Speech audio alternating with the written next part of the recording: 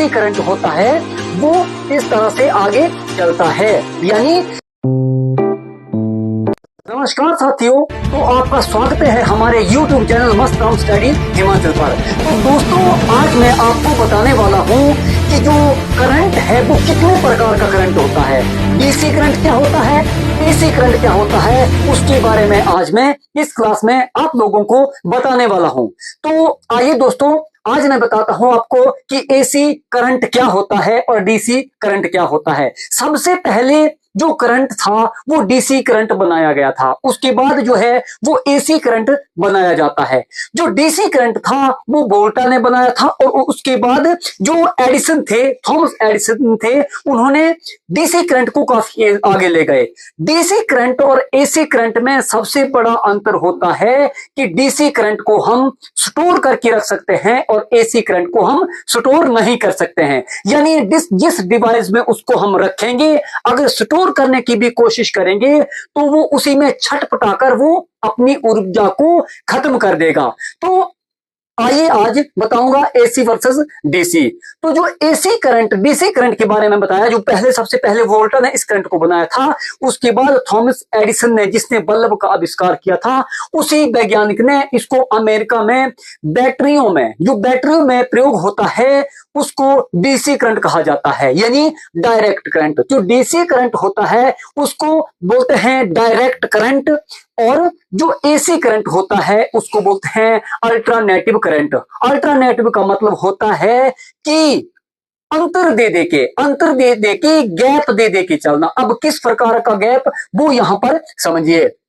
जैसे AC current है, यहां एसी करंट है, तो एसी करंट की जो चलने की प्रक्रिया होती है वो किस प्रकार की होती है।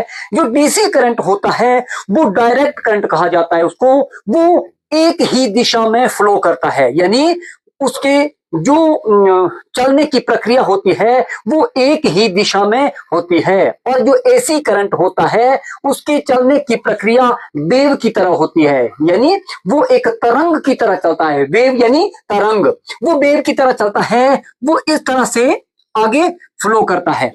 जो अल्टरनेटिव करंट होता है, एसी करंट होता है, वो इस तरह से आगे चलता है, यानी एक सेकंड में, अब गौर से समझिए, एक सेकंड में एसी करंट जो है वो 50 बार ऊपर जाता है, 50 बार ऊपर जाता है और 50 बार वो डाउन आ जाता है और 50 बार वो बंद हो जाता है। यानी जब वो चलेगा, जब चलने की गति होगी तो वो दौड़ेगा एक सेकंड में 50 बार चलेगा, अप डाउन अप। तो उस तरह से जो अल्टरनेटिव करंट होता है उसकी चलने की प्रक्रिया होती है।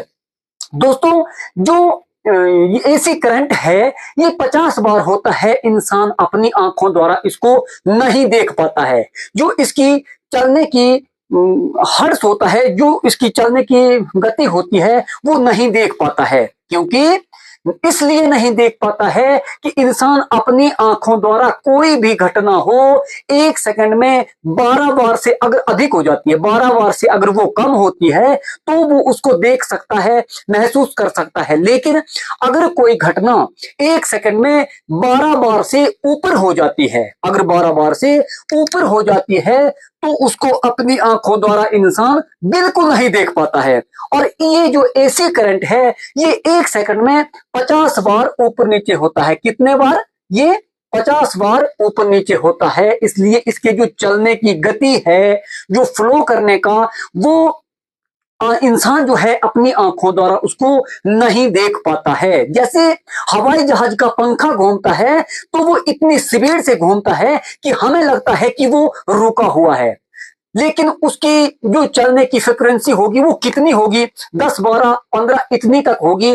लेकिन जो वेव है, जो एसी करंट है, जब ये फ्लो करता है तो ये 50 बार ऊपर नीचे होता है। ये ऊपर नीचे होता है तो इसको हम देख नहीं पाते हैं। बल्ब जो जलता है तो इसमें जो बल्ब में होता है ये एसी करंट होता है। बल्ब जब जलता है तो ये 50 बार झपकता है, लेकिन हम इसे महसूस या देख नहीं सकते हैं बल्ब को। तो जो एसी करंट है उसको स्टोर करना मुश्किल होता है, और जो डीसी करंट है उसको हम स्टोरेज कर सकते हैं। जो एसी करंट है वो अगर स्टोर किया जाए तो उसी डिवाइस में वो छटपटाकर, वो झंझनाहट कर छटपटाकर खत्म हो जाता है। अगर डीसी करंट से किसी को झटका लगता है तो आप सब लोगों को लगभग पता है कि जब झटका लगता है आदमी को तो आदमी झंझनाहट जैसी पैदा होती है, तो ये डीसी करंट होता है। वो वेव की तरह हमारे शरीर में दौड़ता है और आदमी को झंझनाहट लगती है, आदमी वो लहरा कर चलता है। करंट जब आगे फ्लो करेगा तो वो लहरा कर ही चलेगा। और जो एक इसकी फ्रीक्वेंसी होती है, इसकी फ्रीक्वेंसी, इसका जो बताया मैंने, ये 50 हर्ट्ज होता है, इसका होता है 50 हर्ट्ज। ये 50 हर्ट्ज इसकी जो गति होती है वो होती है 50 हर्ट्ज। और जो इसकी फ्रीक्वेंसी होती है, frequency root mean square value, इसकी जो फ्रीक्वेंसी है उसको हम लगभग निकालते औसतन वैल्यू, जिसको हम औसतन वैल्यू बोल सकते हैं, और इस औसतन वैल्यू को हम निकालते हैं RMS।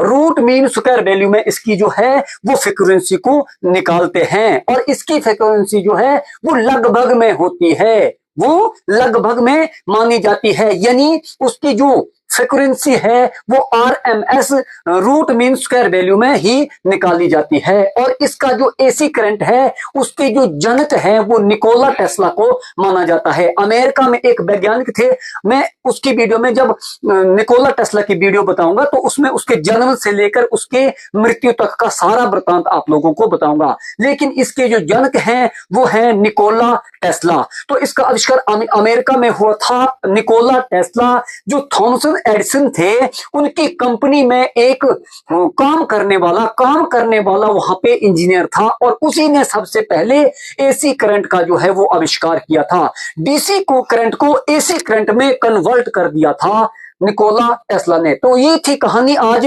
करंट की, एसी करंट और डीसी करंट। धन्यवाद दोस्तों।